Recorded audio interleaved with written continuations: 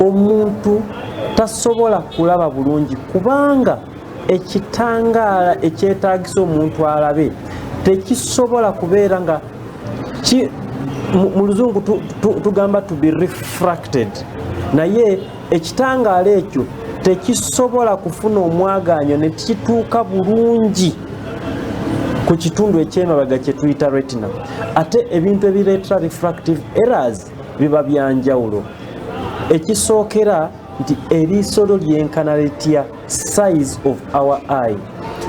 Normally eriiso lyo bwe libeera ddene nnyo okusinga nga bwe tusuubira oba size y'eriiso bw'erina okuba, kiba kitegeeza nti ekitangaala kigezaako genda naye ne kibaako we kikoma mu makati.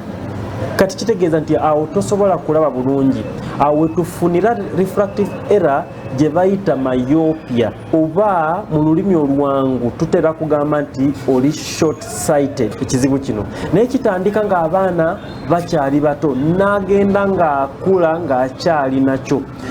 Refractive errors terina ddagala, terina kintu kyonna, naye gaalubindi oba glasses, ebirahuri ebipimiddwa n'omusawo ow'amaaso kye kintu ekisobola kyokka okuyambako omuntu okulaba obulungi.